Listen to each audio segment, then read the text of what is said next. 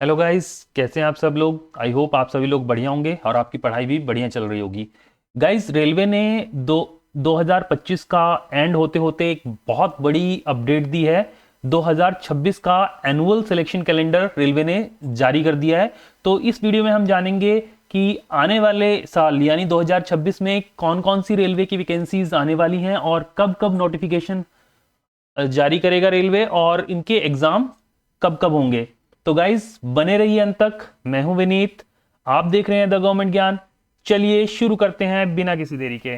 तो गाइस, जैसे कि आप देख सकते हैं, रेलवे ने एनुअल कैलेंडर जारी कर दिया है। 5 दिसंबर 2025 को ये जारी किया गया था। सब्जेक्ट है annual calendar for RRB recruitment for the year 2026 and nomination of nodal RRBs. तो देख लेते हैं गाइस क्या क्या डिटेल है।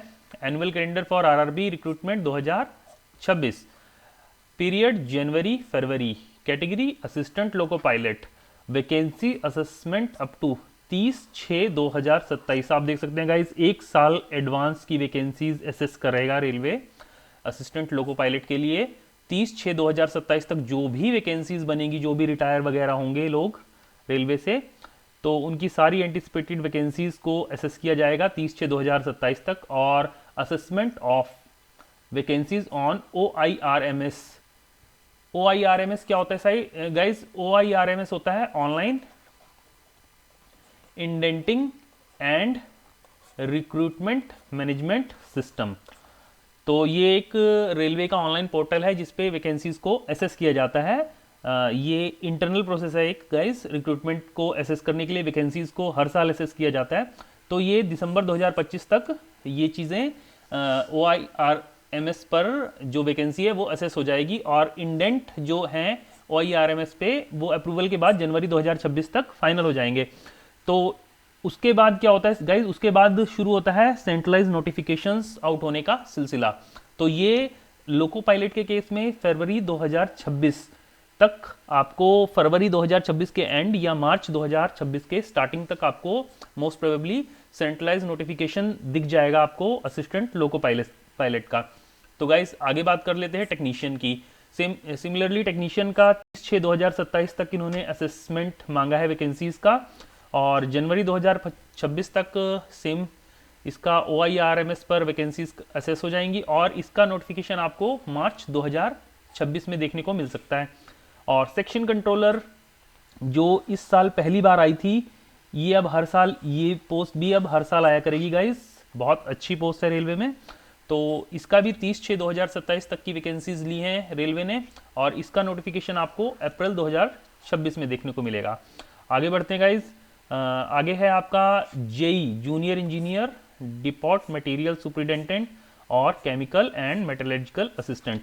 इसका गाइज 30 सितंबर 2027 तक की वैकेंसीज एसेस की है रेलवे ने और जुलाई 2026 में आपको जेई का नोटिफिकेशन देखने को मिलेगा। और आगे देख लेते हैं गाइस, पैरामेडिकल कैटेगरीज सिमिलरली ये भी 30/9/2027 तक और इसका भी जुलाई 2026 में आपको नोटिफिकेशन देखने को मिलेगा। उसके बाद बात कर लेते हैं guys non technical popular category, NTPC graduate और NTPC under graduate level 2, 3, 4, 5 and 6 की जो वैकेंसीज हैं, इनका असेसमेंट 30/9/2027 तक का होगा और अगस्त 2026 में आपको ये वैकेंसीज देखने को मिलेंगी।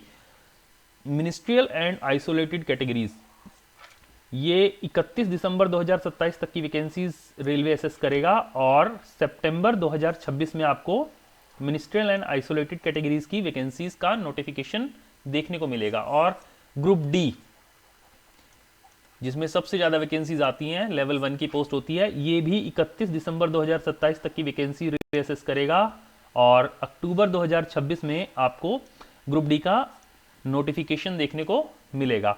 तो गाइज, इस इनसे क्या चीज़ क्लियर होती है? पहले तो गाइज, अगर आपने अब तक की वीडियो लाइक नहीं किया तो इसे लाइक करो और आप प्लीज़ चैनल को सब्सक्राइब करें ऐसी अपडेट पाने के लिए।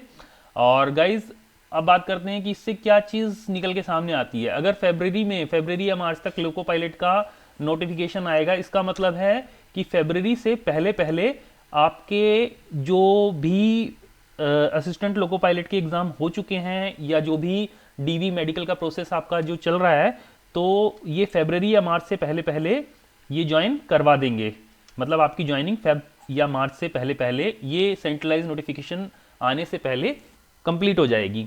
और ऐसे ही टेक्नीशियन की मार्च से पहले, और सेक्शन कंट्रोलर की अप्रैल से पहले, और जेई की जुलाई 2026 से पहले ज्वाइनिंग हो जाएगी मोस्ट प्रोबेबली। और एनटीपीसी की अगस्त 2026 से पहले, जो अभी जिसके फॉर्म रिसेंटली भरे गए हैं उनकी बात मैं कर रहा हूँ, जिनका एक दो दिन पहले अभी जो एप्लीकेशन स्टेटस है वो भी आया है, तो ये भी अगस्त से पहले पहले ज्वाइनिंग दे दी जाएगी। ये क्लियर इंडिकेशन है। ऐसा मैं क्यों कह रहा हूँ कि गाइज, क्योंकि नीचे आप जब हम चलेंगे तो ये 3 नंबर पॉइंट है, इसमें रेलवे ने क्लियर बोला है, zonal railways and production units are advised to deduct vacancies already indented in the recruitment year 2025 while finalizing the assessed vacancies if recruitment process has not been completed by the time। यानी कि अगर जब ये notification आएंगे तो उस दौरान अगर कोई रिक्रूटमेंट प्रोसेस कंप्लीट नहीं हुआ है तो उसकी वैकेंसीज इनमें से डिडक्ट कर ली जाएंगी। तो गाइज इसलिए रेलवे की पूरी कोशिश रहेगी कि विद इन टाइम ये रिक्रूटमेंट प्रोसेस कंप्लीट हो जाए। तो बाकी आप ज़्यादा डिटेल्स के लिए देख सकते हैं कि असिस्टेंट लोको पायलट के लिए नोडल एजेंसी हो गई आरआरबी जम्मू, टेक्नीशियन के लिए आरआरबी त्रिवेंद्रम को, जेई के लिए आरआरबी भुवनेश्वर, एनटीपीसी ग्रेजुएट के लिए RRB Prayagraj, NTPC under graduate के लिए आरआरबी अहमदाबाद, पैरामेडिकल कैटेगरीज के लिए आरआरबी बिलासपुर, लेवल 1 के लिए आरआरबी चंडीगढ़, और मिनिस्ट्रियल एंड आइसोलेटेड कैटेगरी के लिए RRB Guwahati, and section controller के लिए आरआरबी मुंबई को नोडल एजेंसी बनाया गया है। तो guys that's it for this video.